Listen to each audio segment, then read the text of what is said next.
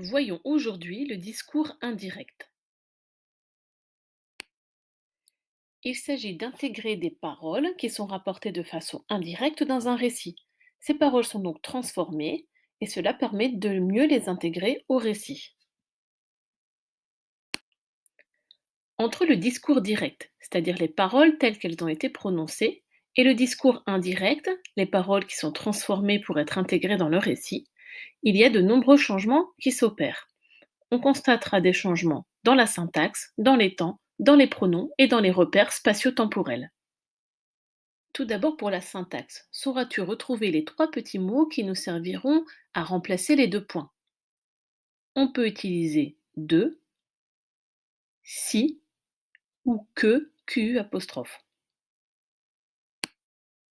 Dans le discours indirect, tu ne trouveras pas non plus de ponctuation expressive, pas de point d'exclamation, ni de point d'interrogation, comme on peut les trouver dans le discours direct. L'un des changements les plus importants est celui du temps des verbes, quand le verbe introducteur est à un temps du passé, souvent le passé simple ou l'imparfait. Tu remarques par exemple que le présent devient de l'imparfait, que le futur devient du conditionnel. C'est ce qu'on appelle la concordance des temps. Il te faudra connaître ces changements par cœur.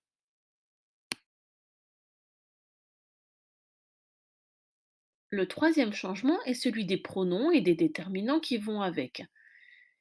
À la première et deuxième personne, on préférera utiliser des troisièmes personnes, comme tu le vois dans cet exemple.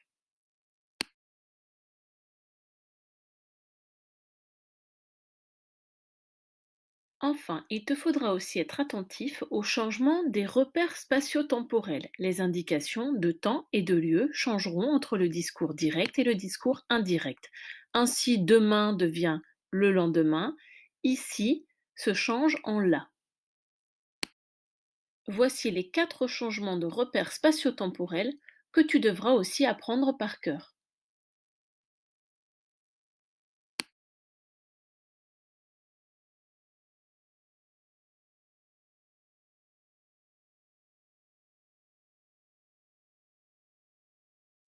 Voici un exemple qui sera un récapitulatif de la leçon. N'hésite pas à faire une pause avant de visualiser la réponse.